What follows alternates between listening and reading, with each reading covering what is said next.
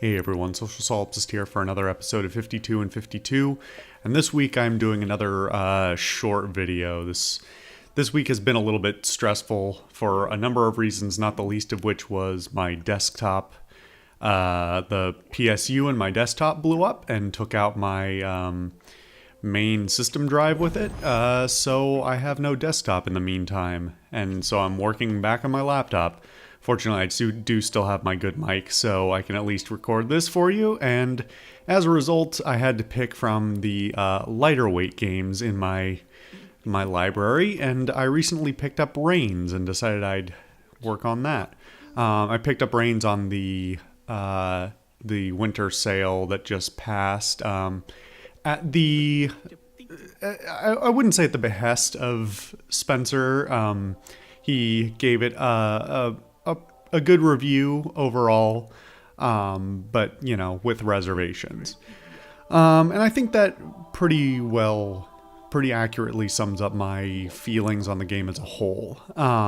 It's an interesting little kind of card-based game that follows a king and a line of succession, or a number of kings in the line of succession to govern a kingdom, I suppose.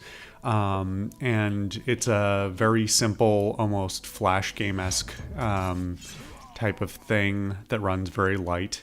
Stylistically, it's very simple in its visuals. The visuals are clean and pleasing to look at. So I have no complaints on that. In fact, I would probably give that a strikingly positive review.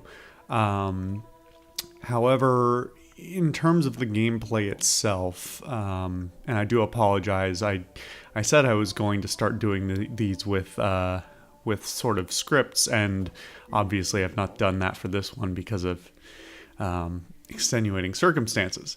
But the game has some issues. Basically, the main mechanic is you are dealt cards one at a time to represent events or interactions with NPCs that happen in your kingdom.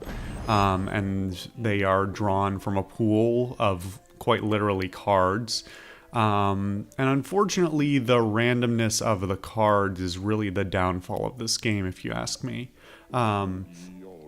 You can draw well or poorly, and you're basically given 3 tasks during your kingship to try and complete. Like 3 tasks that can be drawn at random during your reign to basically advance the story of your line of succession. And if you complete one of those, it will typically, I think, always deal in new cards, basically new events that can happen in your kingdom, for either for you or for the person who may follow you, who you will obviously also have control of. But unfortunately, more often than not, you will be drawing cards you've already seen many, many times over. The new cards do not get dealt in particularly quickly, and they're not a huge number of them relative to the total deck that you're working with. And as a result, like I said, it really feels at many times like luck of the draw. So even after multiple hours of playing, where I basically know the optimal decision to make at any given time, one way or another, for any card that the deck may give me, I often don't feel like during the lifespan of a king that I'm playing as, I make a whole lot of progress in the story. Either because I never draw any of the new cards to further advance the plot, or I get a series of particularly nasty draws that tank my kingdom early on, or some such thing like that. But at the end of the day, probably the worst thing about it is just purely the fact of seeing the same events over and over and over. I won't say that that's entirely out of tone with the game. On the contrary, I think it is tonally appropriate. However, there's always a balance to be struck between tone and the tone of a story of a game, and the enjoyability of the gameplay.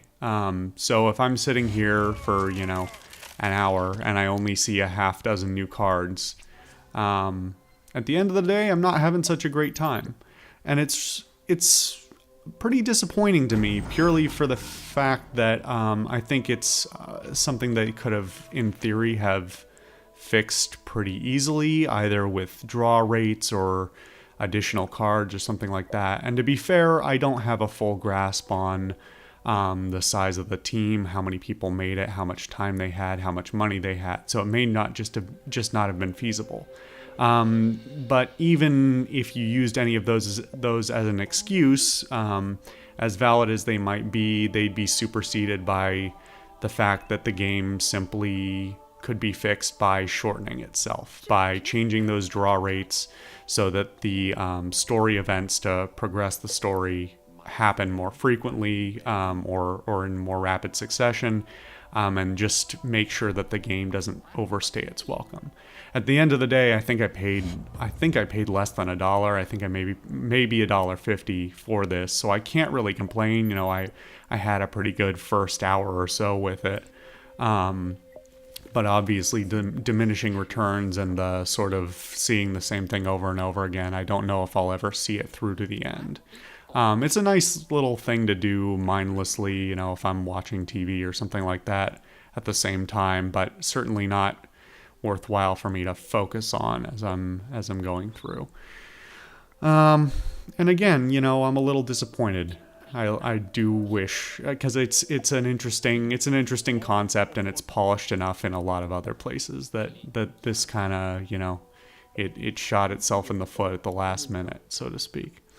But anyway, yeah, I guess that's my full thoughts on it. I'm getting a little rambly, and I am slightly drunk and quite tired. It's been a long day and a long week, and hopefully by next week the parts I ordered will all be in, and I'll have my desktop back up and running, and hopefully have some games playable on it at the time, and you know, be able to you know, dedicate a little more effort to the next video. So my apologies in the meantime for having to put up with this, but I hope you enjoyed it anyway.